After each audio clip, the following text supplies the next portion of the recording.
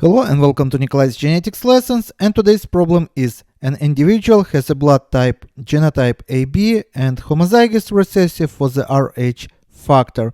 Which blood types can this individual receive in a blood transfusion?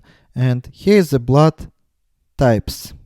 First of all, let's move these blood groups here in the middle, and let me start with genotype of the person who is blood group AB and homozygous recessive for the Rh factor. What does it mean? Rh factor can be Rh positive person can be or Rh negative.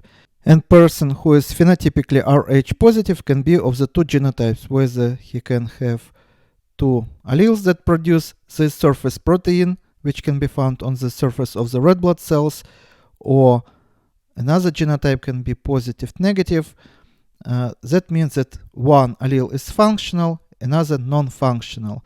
And those people who belong to the blood group Rh negative would have two non-functional alleles on two homologous chromosomes. So they are not going to have this Rh factor on their red blood cells. So we call them Rh negative.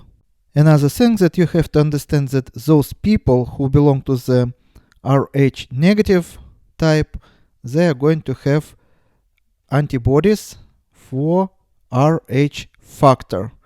And of course, people who are Rh positive, whether they homozygous dominant or heterozygous, they are not going to have this antibody which are going to destroy the own red blood cells. So we don't have here this antibody that destroys Rh factor or Rh protein that specifies Rh positive factor. Now let's read our problem again.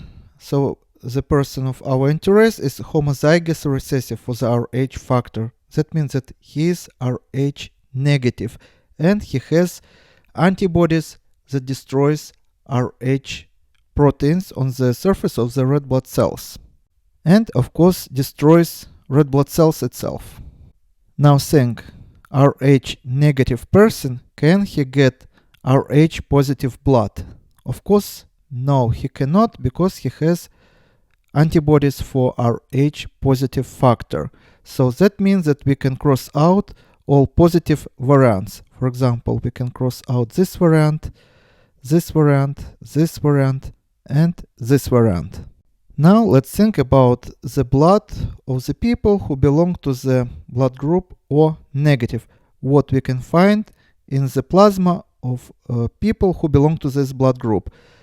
We can find antibodies A and antibodies B. Now let's think, can someone who belongs to the blood group AB and doesn't have no antibodies A, no antibodies B, can get this blood? Of course not, because this blood contains antibodies A and antibodies B, which are going to destroy red blood cells of this person who is going to be recipient. So we can cross out this variant.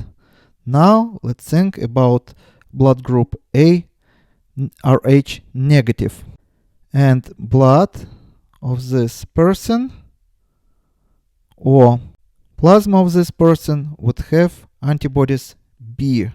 Can we use this blood in order for transfusion and this person to be a recipient? Of course not, because antibodies B that blood group A contains would destroy red blood cells of the recipient. So we also cannot use this blood group. And what about blood group B? Can we use person who belong to this blood group and being Rh negative for blood transfusion? And the blood of this person would contain antibodies A. And again, if we'll use this blood for blood transfusion, and person who belong to the blood group AB would be recipient, here is going to get antibodies A, which also would destroy red blood cells of the recipient. So we also cannot use this blood group.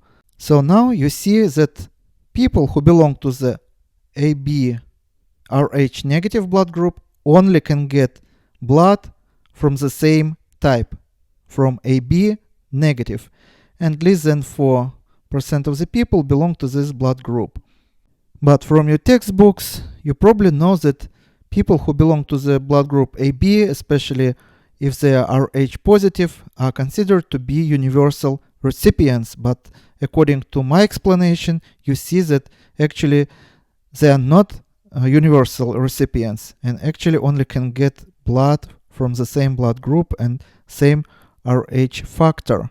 How come? And actually what sometimes textbooks missing to explain that when they say that people who belong to this blood group are universal recipients, they're only universal recipients not of the whole blood, but only of the RBC, red blood cells. Actually, blood is rarely used as a whole. Blood usually just separated to its constituents, and only certain constituents of the blood would be transfused or used for transfusion. And for example, if we separate blood to its components and would take only red blood cells without plasma, then take a look what's going to happen.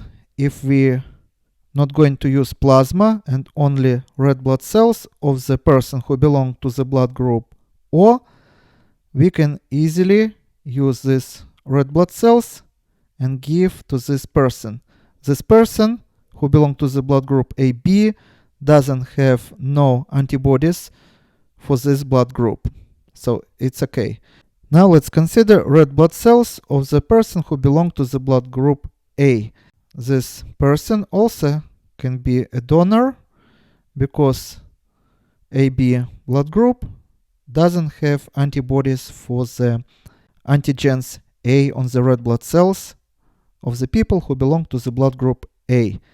What about blood group B?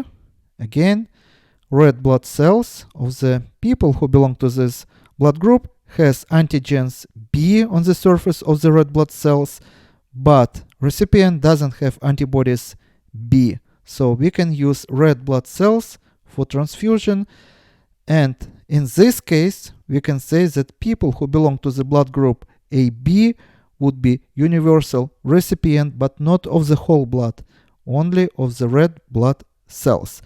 In our case, we do not have universal recipient because this person belongs to the Rh negative blood group. That means that we only can use RBC from people who are also Rh negative, but from any blood type in the ABO blood group system. But if person would be AB and Rh positive, he can get red blood cells from any of the blood groups. If you before were confused about explanation in the textbooks about universal donor, universal recipient, I hope my video cleared those doubts and now you know how all this blood transfusion works. And this is all for today. Thank you for your attention. Please subscribe for my new videos that I post almost every day, and see you in the next video. Goodbye.